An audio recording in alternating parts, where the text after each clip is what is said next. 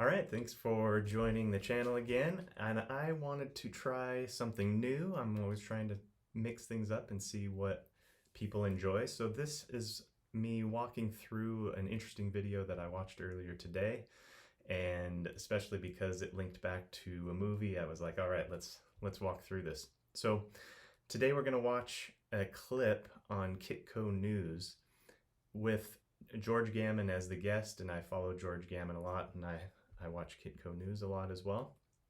And the interesting thing about this is the what George talks about is the Back to the Future 2 moment where Biff goes back in time with the almanac, the sports almanac, and then places bets 100% accurate every time. And then, of course, Marty goes back and the world has changed um, into this horrible apocalyptic type of city, and maybe that's kind of what's happening right now, where the world has become a clown show.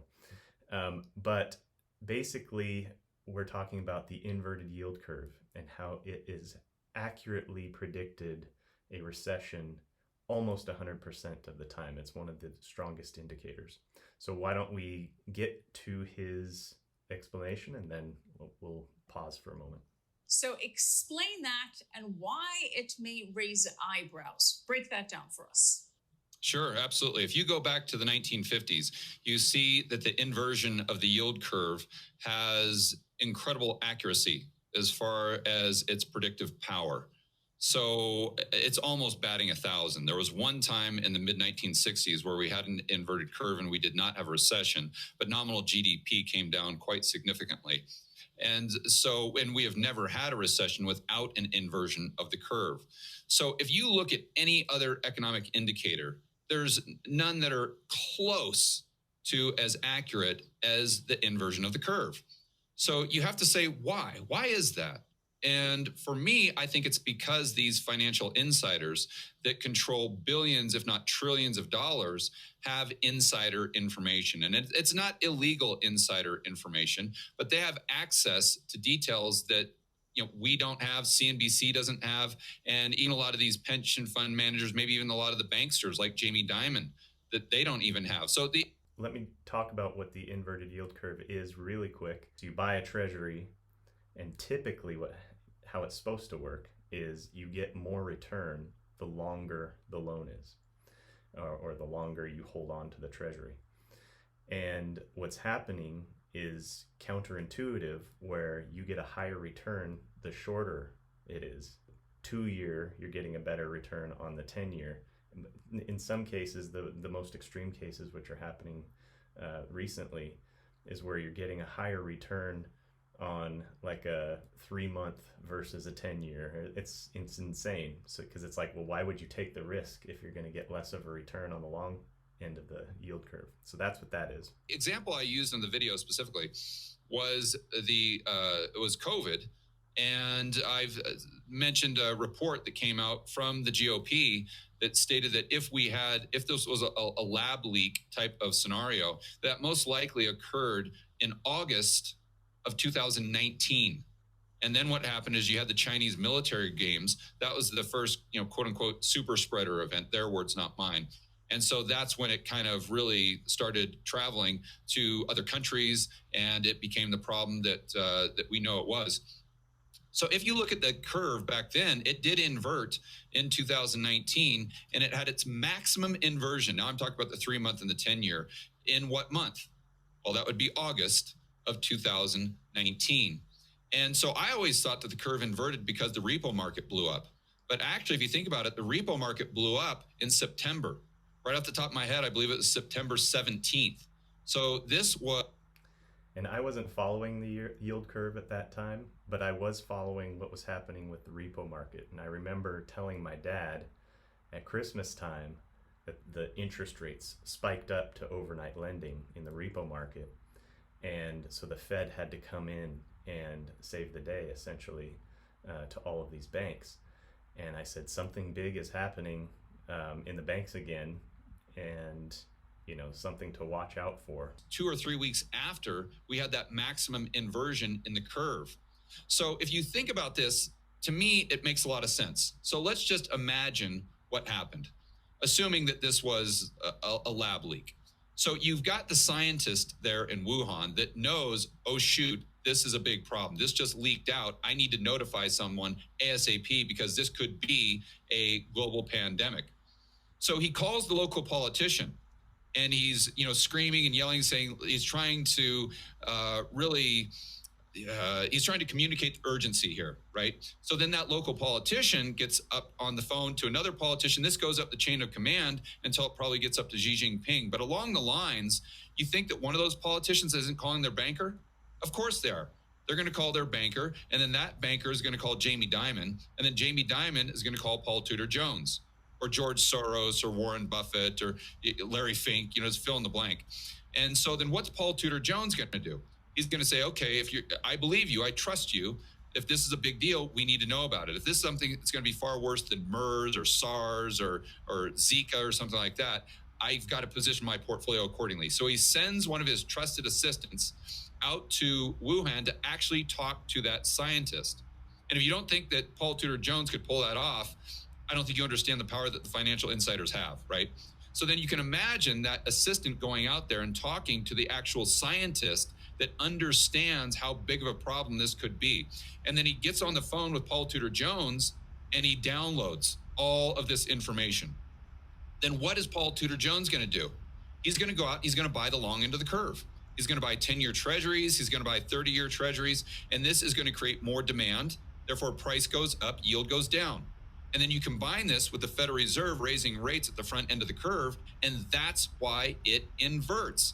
In my video, the specific example I use so people get their head around this is just, let's remember the movie Back to the Future. Remember in that movie, old Biff found that almanac, and he went back in time and gave it to his young self so the young Biff would know the outcome of all these sporting events to where he could predict, with 100% accuracy who's going to win and who's going to lose.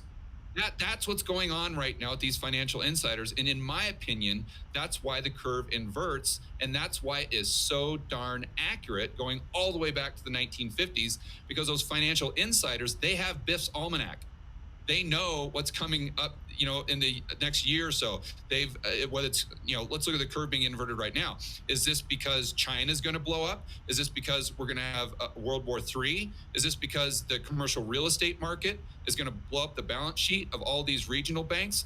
Another person I follow heavily is Jim Rickards, and he's written several books, all of which I've read. The very first one being Currency Wars, which he wrote in 2010. He's done a lot of things in his life, but the reason he wrote the book is because he was hired by the CIA to play financial war games, and he was set up to essentially figure out how to predict major events like 9/11 and be able to predict when and where that might happen with financial markets. And what they found when they went back and studied this happening is that there's always somebody in the chain that goes to benefit themselves. And you could see clearly that someone in the terrorist regime along the way that knew that 9/11 was happening placed a bunch of bets against, like put options, against the plane companies that flew into the building. And so he then used that system to figure out for the CIA how to use financial markets to predict, oh, something's big's going to happen, when you can see there's nothing else that would cause a stock to either go up or down. And then they can use that information to go kind of investigate it a little bit more. So what George is saying, the big insiders are doing the exact same thing as well. And that's their way to escape the massive crash that's coming before it happens. The systemic risk with the Eurodollar system, we don't know. But I can almost assure you that the Warren Buffett types do. And as a result, they buy that long end of the curve. And again, I think that's why it's so accurate. So I want to point out, though, that the stuff doesn't hit the fan, if you will, until the curve is no longer inverted. And so right now it's inversion. We've got three possible outcomes. Either it's going to stay inverted forever, which is almost a zero probability, or it's going to uninvert or steepen out by the long end going up or the short end going down, right? And so if the long end goes up, well, that's because we've got a soft landing. That means that Jerome Powell's done everything right, and therefore the economy is booming, and then the curve would steepen out like it normally would, but that would require the 10-year going up to, let's say, 6, 7, 8%. Or you've got the other scenario where it steepens out because the Fed drops the front end of the curve by lowering interest rates. Well, this is only going to happen in a crisis type situation. So then the question becomes, if you go back to 1950, how many times has the curve, quote unquote, uninverted as a result of the long end going up, or what they would call a bear steepener? That would be 0 times. 0 times. So there's almost, well, there are no certainties, there are only probabilities. But you've got a very high probable outcome that the way we uninvert this time is a result of the Fed dropping rates. Okay, so that bull steepener. So what does that mean? Well, put yourself in the position of Jerome Powell right now. He wants to be remembered as Paul Volcker. His greatest nightmare right now is being remembered as Arthur Burns, yeah. Right? So he has a huge incentive to keep rates even higher than they otherwise would need to be, even based on the analysis that he's getting from those 900 PhDs at the Fed, right? Because he's thinking about legacy. So you have to ask yourself, what type of economic environment would we have to have in order for Jerome Powell, that, by the way, just came out last week at Jackson Hole and was talking extremely hawkish, what would prompt him to drop rates from, let's say, 5.5% straight back down to 4, 3, 2, maybe even back down to 0, like we saw during COVID? Well, that would require some sort of black swan. That would create that would require some sort of, like I said, unfortunately, world war or a GFC 2.0. And I think that's what that yield curve is predicting right now. But to be clear, you don't get that recession, you don't get that stuff hitting the fan until after the curve is no longer inverted. So what I would suggest all of your viewers do is it's very simple. Just watch the 2-year and the 10-year. Right now, the 2-year is trading, the yield is trading above the 10-year. Just watch for that to slowly go down, assuming that's what happens. And when it gets down to that 10-year level and then goes down below to where the curve now is steep again, that's when you really have to be risk off, and that's when you really have to be paying attention. So what he's saying right there is that the reason it's coming back is because all of these sort of insiders are flooding back into the long end of the curve treasuries because they see something coming. So whatever's happening that's causing, whatever major event is causing this inversion, something big is coming. And as soon as those insiders shuffle the decks a bit and protect themselves with the long end of the curve, that's when the big stuff hits. Right, and George, just to clarify, in that scenario where you outlined what potentially happened with Paul Tudor Jones, that is you speculating, but the trades reflect that there was some kind of knowledge, potentially. The trades in terms of the positions that he took with regards to treasuries and what we saw with the inverted yield curve, that would reflect a narrative consistent what you were saying may or may most likely may have happened. Just to be clear for our viewers there, you didn't call up some scientist in the Wuhan lab and got an account that this conversation went on. That was a fictional story. Yes. I want to be very clear. And I'm just using Paul Tudor Jones just as an example. I don't know if it was him. It could have been someone else. I'm just using that as a fictional hypothetical story to explain kind of why I think the yield curve has such is so accurate as far as its ability to predict a recession. And I would give you a specific example, and I use this in the video, of a politician. I can't remember the guy's name, but this was back in February of 2020. So this was as the market was still going up and up and up and up, and people thought this COVID thing was going to be a nothing burger, right? He was in charge of some sort of intelligence committee for the government. And it was a Republican guy, but the Democrats did it as well. And so what they did is they tracked his trades, because this is when there was that big brouhaha about the insider tradings with Nancy Pelosi and all these other politicians, maybe a year ago or something. So they went back and looked at his trades from February, maybe in January, I can't recall, of 2020. And sure enough, what did he do? He basically sold all of his stocks and he bought the 10-year treasury. He bought the 10-year treasury because he was smart enough to know that in times of crisis, that's what you want to own, because you're going to get paid. It's good. You have very little counterparty risk, and you're going to have some serious capital appreciation, assuming that the Fed drops rates. Right, and you're referring to Senator Richard Burr, and you detailed in that video how he happened to be the chair of the Intelligence Committee at the time, and he was getting briefed on the coronavirus pandemic. And in February of 2020, Burr sold $1.6 million worth of stock, including tens of thousands of dollars in stock in the hospitality industry, which, as we know, was particularly hard hit in the coronavirus pandemic. But very importantly, he also bought $1.2 million of Treasury securities, which you highlight in the video.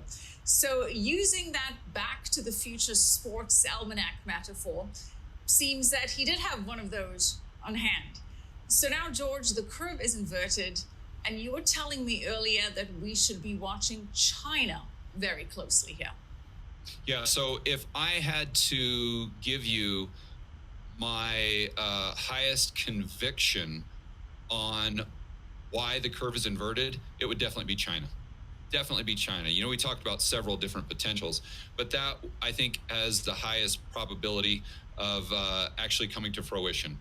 So, and it would be consistent too, because remember, the whole mainstream narrative is that China reopening is going to be this big boom in the economy, and that they're going to, you know, put the whole world economy on their shoulders, and we're just going to ride off into this new wave of economic growth. But when they actually reopened, what happened?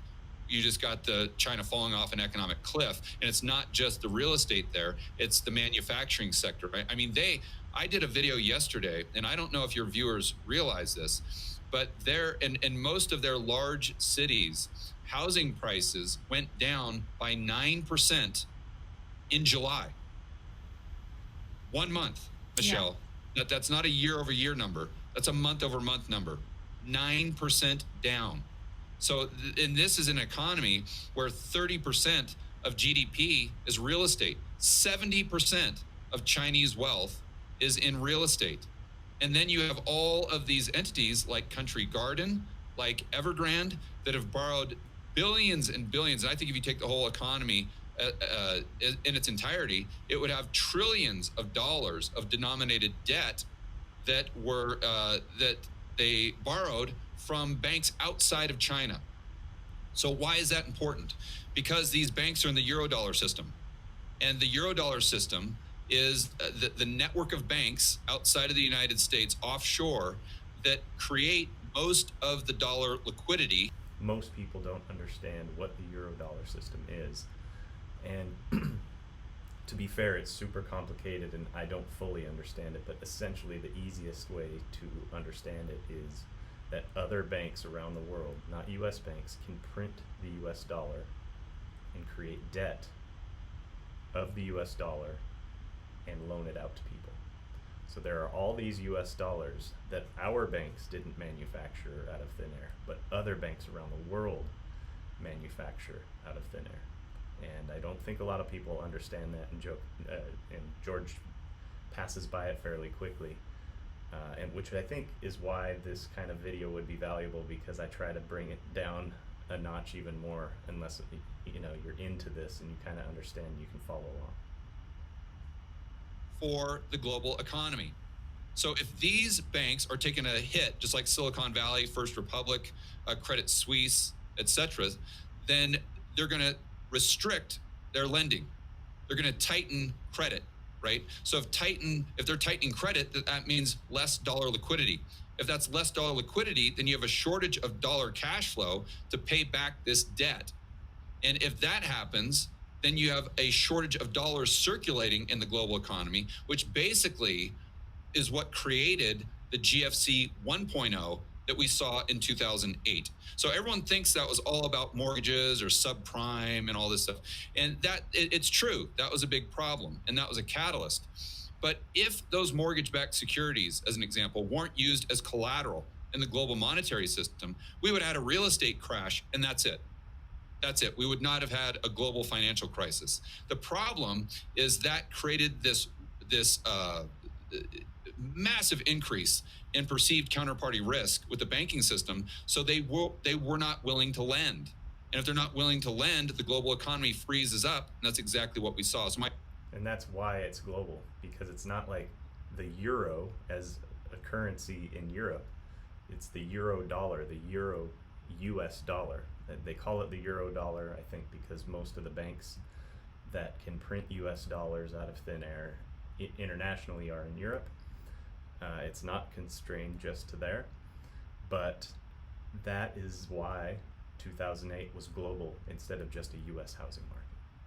My point here is that the GFC 1, the catalyst was centered in the United States. But I think the GFC 2 that we could be going into in 2024 is going to be could be centered around the Chinese economy collapsing, their real estate market collapsing, and therefore tightening up the credit issuance and dollar liquidity from this global banking system. And that's maybe what the yield curve is predicting right now. Right. And to your point, we have seen signs of weakness in China's economy, slowing GDP, as you mentioned. China's exports saw the biggest drop in 3 years last month because of weaker global demand.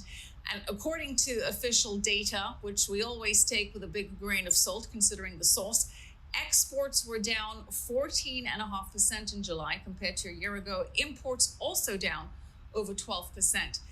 Now, to be fair on that, a lot of companies are shifting out of China because of the risk of being in China, especially with World War III drums beating pretty hard.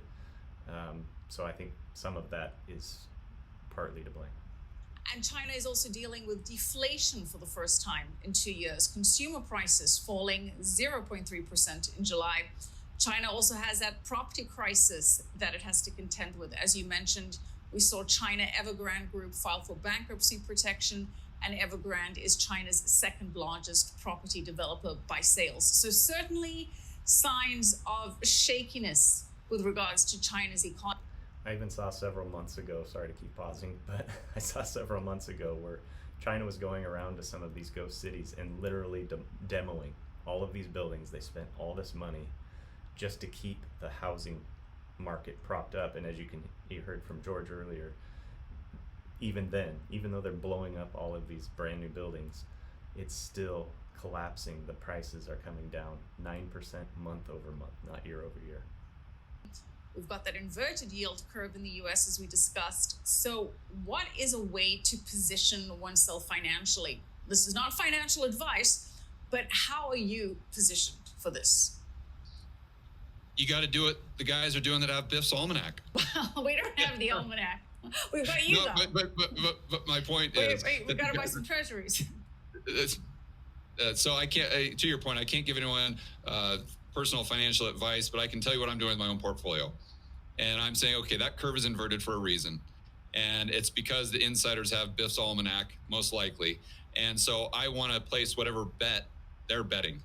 And right now, that's good because it's contrarian, right? Because everyone's back over on the side of, oh, soft landing, no landing, all these, things that you hear in the mainstream media. So if you take the position of, okay, no, this is going to be a hard landing, and this is being confirmed with what the yield curve is telling me, because there's a 100 basis point delta between the 10-year and Fed funds, for heaven's sakes, then I would want to place that same bet. Now, I don't like the long end of the curve because to me, if you have to sell for the liquidity, let's just say the trade goes against you, then you're taking a haircut.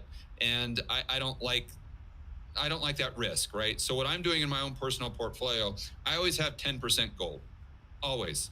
And that's recession, economic boom, inverted curve, steepened curve. It doesn't matter. Always, I have that 10% gold for insurance. And then it goes back to having purchasing power outside the system as well. And then I like to have 80% of my portfolio in an investment, which I consider things that pay me to own them. And then 10% in this speculative class, which I think there's good asymmetry. That might be a Bitcoin, that might be silver, uranium, or gold miners would be actually a good example of that. So right now, I'm looking down the road 10 years. And I personally think that we are in the midst of a long-term commodity super cycle. So I'm not saying I'm out there buying right now, because if you do have this big recession hard landing, that the yield curve is predicting, well, commodity prices are going to absolutely tank. But what I want to do is I want to use that as an opportunity. The bigger the crisis, the bigger the opportunity. But you have to have the liquidity to go ahead and take action. So I'm keeping as much liquidity as I possibly can, dry powder, if you will, just in short-term treasury, just in short-term T-bills, 1 month, 3 month, and then just rolling it over. So you're getting paid 5.5% while you wait to see how this plays out. And then now, if you're even less risky, or maybe you consider this more risky, you can just go into a money market from any bank. Of course, the banks are very risky right now. You got to make sure it's a, too big to fail bank. But they have 5% returns on a savings account, essentially. So there's those options as well, depending on where you want your money. But obviously he's more of a master than me. I'm just throwing out options. Have really no risk of principal loss, Not because you can just wait till that maturity, or to that T-bill matures, and then you get paid 100% plus your interest, and then you can go out and deploy that cash if you find something you like that turns out to be cheap as a result of a global recession, if not something worse. And this is one of the very few times when you see something like this happen, a big crisis coming, and everyone is blind to it. You can see it in the stock market. Then that's when you hold cash, because normally cash is garbage because it loses value every day because of inflation. But because interest rates are going up and up and up, you can actually get a return on your cash. And that's what George is talking about, is if you can save that dry powder while getting some return on it, then when things do crash, you can buy things up on the cheap. Just to clarify, when you say 10% gold, George, is that 10% in physical gold? I like physical gold. I mean, that's what I prefer. But if I can't, like if I'm traveling, if I'm in an area where I can't just, where it's not realistic, let's say. Okay. I don't want to give too much information on the internet. But then I like the Sprott Trust. Okay. I think that's great. I don't know if you guys have a similar type of product, but I like that. And for the uranium, I like the Sprott Trust as well. Okay, well. And an option for everybody that I just worked with a company that is called Monetary Metals. I'll put it in the notes below. They offer yield on gold instead of paying storage fees. He's not going to be trading his gold. So this is the gold that you buy and set aside forever. That's where I say, if you don't have your 10%, this might be an interesting option, because you can actually get yield on your gold. So I'll put that in the notes below. 10% gold, and we won't ask you where you do keep your physical gold coins, though I have asked. I keep it under your chair, Michelle, right there in your studio. That's right by where I keep mine, so there we go. Yeah. Well, thank you for keeping us informed. That much you've certainly done. George, really appreciate your analysis across a range of topics. So thank you. All right, well, that's it. I hope everybody enjoyed me interjecting every now and then to try to break things down a little bit more. And let me know in the comments if you like more of these. I'm happy to do them. Or just let me know that you don't. I don't care. I'm trying to figure out what works. All right, thanks everybody. Take care.